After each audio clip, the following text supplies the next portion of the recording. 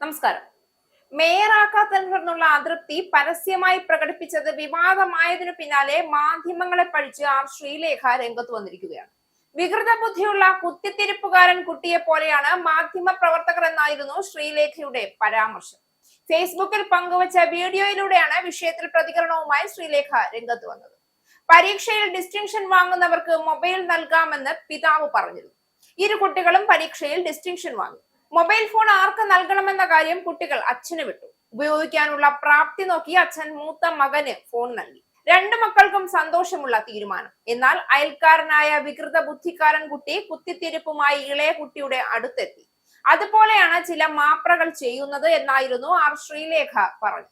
Party നിർദ്ദേശത്തിന് പിന്നാലെയാണ് R Sreelekha വിശദീകരണവുമായി രംഗത്തെത്തിയത്. മാധ്യമങ്ങളോട് പറഞ്ഞ കാര്യങ്ങളിൽ പൊതുസമൂഹത്തോട് വിശദീകരണം നൽകണമെന്നായിരുന്നു ശ്രീലേഖയ്ക്ക് പാർട്ടി നൽകിയ കർശന നിർദ്ദേശം. ഇതിന് പിന്നാലെയാണ് മാധ്യമങ്ങളെ പഴിച്ചുകൊണ്ട് ശ്രീലേഖ വീഡിയോ പങ്കുവച്ചിരിക്കുന്നത്. പാർട്ടിക്കുള്ളിൽ കടുത്ത അതൃപ്തി വന്നതിന് പിന്നാലെയായിരുന്നു വിശദീകരണം നൽകാൻ ആർ ശ്രീലേഖയ്ക്ക് നിർദ്ദേശം നൽകിയത്. നേരത്തെ മാധ്യമങ്ങളോട് സംസാരിക്കവേ മേയറാക്കാത്തതിലുള്ള അതൃപ്തി ആർ ശ്രീലേഖ പരസ്യമായി പ്രകടിപ്പിച്ചിരുന്നു. ശ്രീലേഖയുടെ പരസ്യ പ്രതികരണത്തിൽ BJP നേതൃത്വം കടുത്ത അതൃപ്തിയിലുമായിരുന്നു. മേയർ വിവാദത്തിനു പിന്നാലെ ആർ ശ്രീലേഖ മാധ്യമങ്ങളെ കുറ്റപ്പെടുത്തി രംഗത്തെത്തിയപ്പോൾ അതൊരു വ്യക്തിയുടെ പ്രതികരണം എന്നതിലുപരി ഒരു വേദനാജനകമായ രാഷ്ട്രീയ നിർബന്ധിതാവസ്ഥയുടെ തുറന്നുകാട്ടലായി മാറുകയായിരുന്നു. ഒരു കാലത്ത് രാജ്യത്തെ ഏറ്റവും കഠിനവും സ്വതന്ത്രവുമായ ഭരണ സംവിധാനങ്ങളിൽ ഒന്നായ IPS സർവീസിന്റെ അഭിമാന മുഖമായിരുന്ന സ്ത്രീ ഇന്ന് സ്വന്തം തീരുമാനത്തിന് മേൽ പോലും അധികാരമില്ലാത്ത ഒരാളായി പൊതുസമൂഹത്തിന് മുന്നിൽ നിൽക്കേണ്ടി വന്നതിന്റെ ദുഃഖചിത്രമാണ് ഈ വിവാദം തുറന്നുകാട്ടുന്നത്. IPS ഓഫീസർ എന്ന നിലയിൽ ആർ ശ്രീലേഖയിൽ ജനങ്ങൾ കണ്ടത് നീതിയും നിയമവും കർത്തവ്യ നിർവഹണവുമായിരുന്നു. രാഷ്ട്രീയ സമ്മർദ്ദങ്ങൾക്ക് മുന്നിൽ വഴങ്ങാതെ പ്രവർത്തിച്ച ഉദ്യോഗസ്ഥ എന്ന പ്രതിച്ഛായയാണ് അവരെ പൊതുസമൂഹത്തിൽ വ്യത്യസ്തയാക്കിയത്. എന്നാൽ രാഷ്ട്രീയത്തിലേക്ക് കടന്നതോടെ ആ വ്യക്തിത്വം ക്രമേണ മങ്ങിപ്പോയി എന്ന് വേണം പറയാൻ. BJP എന്ന കർശനമായ പാർട്ടി ഘടനയ്ക്കുള്ളിൽ വ്യക്തിയുടെ അഭിപ്രായങ്ങൾക്കും മനസാക്ഷിക്കും വലിയ പ്രസക്തി ഇല്ല എന്ന യാഥാർത്ഥ്യം ശ്രീലേഖയുടെ അനുഭവം വെളിപ്പെടുത്തും. മേയർ സ്ഥാനാർത്ഥിത്വവുമായി ബന്ധപ്പെട്ട വിവാദം അതിന്റെ ഏറ്റവും കനത്ത ഉദാഹരണമാണ്. പാർട്ടിക്കുള്ളിലെ അസംതൃപ്തിയും അധികാര പോരാട്ടങ്ങളും പുറത്തറിയിക്കാതിരിക്കാൻ മാധ്യമങ്ങളെ കുറ്റപ്പെടുത്തി പ്രതികരിക്കാൻ അവർ നിർബന്ധിതയായി എന്ന് വേണം കണക്കുകൂട്ടാൻ. ആ പ്രതികരണത്തിൽ ആത്മവിശ്വാസമോ രാഷ്ട്രീയ ശക്തിയോ ഇല്ലായിരുന്നു. മറിച്ച് ഒരു നിർബന്ധിത മൗനത്തിന്റെ ശബ്ദം മാത്രമായിരുന്നു ശ്രീലേഖയുടേത്.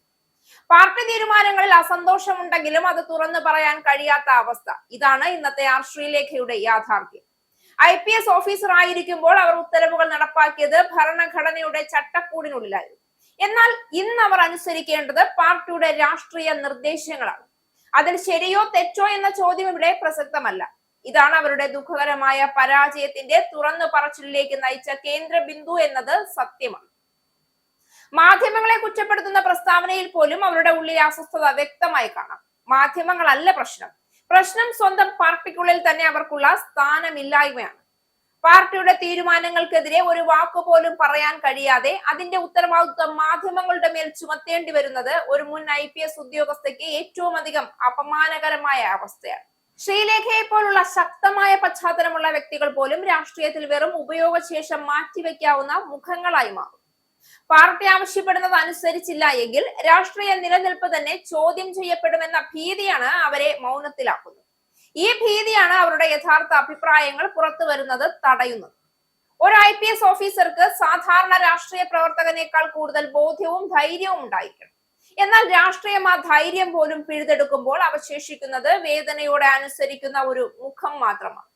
ശ്രീലേഖയുടെ ഇപ്പോഴത്തെ അവസ്ഥ അതിന്റെ ദുഃഖകരമായ ഉദാഹരണമാണ്. ഈ വിവാദം ശ്രീലേഖയെ മാത്രം ബാധിക്കുന്ന ഒന്നല്ല, അത് രാഷ്ട്രീയത്തിലേക്ക് വരുന്ന മുൻ ഉദ്യോഗസ്ഥർക്കുള്ള മുന്നറിയിപ്പ് കൂടിയാണ്. അധികാരത്തിന്റെ പേരിൽ രാഷ്ട്രീയത്തിലേക്ക് കടക്കുന്നവർ ഒടുവിൽ സ്വന്തം ആത്മാഭിമാനവും സ്വാതന്ത്ര്യവും നഷ്ടപ്പെടുന്ന അവസ്ഥയിലേക്കാണ് എത്തിപ്പെടുന്നത് എന്ന യാഥാർത്ഥ്യം. ശ്രീലേഖയുടെ നിശബ്ദതയും നിർബന്ധിത പ്രതികരണങ്ങളും അതിന്റെ തെളിവുകളാണ്. മുൻ IPS ഉദ്യോഗസ്ഥ ശ്രീലേഖയോ BJP അനുസരിക്കുന്ന സ്വന്തം തീരുമാനങ്ങളില്ലാത്ത ശ്രീലേഖയോ ഏതാണ് യഥാർത്ഥ ആ ശ്രീലേഖയുടെ വ്യക്തിത്വം? ഈ ചോദ്യത്തിന് അവർക്കു തന്നെ ഉത്തരം പറയാൻ കഴിയാത്ത അവസ്ഥയാണ് ഇന്നത്തെ ഏറ്റവും വലിയ ദുഃഖം. രാഷ്ട്രീയ നിർബന്ധിതാവസ്ഥയിൽ കുടുങ്ങി സ്വന്തം മനസ്സിനോട് പോലും നീതി പാലിക്കാൻ കഴിയാതെ നിൽക്കുന്ന അവരുടെ അവസ്ഥ സഹതാപമല്ല, ഗൗരവകരമായ ചിന്തയും വിമർശനവും ആവശ്യപ്പെടുന്ന ഒരു രാഷ്ട്രീയ യാഥാർത്ഥ്യമാണ്.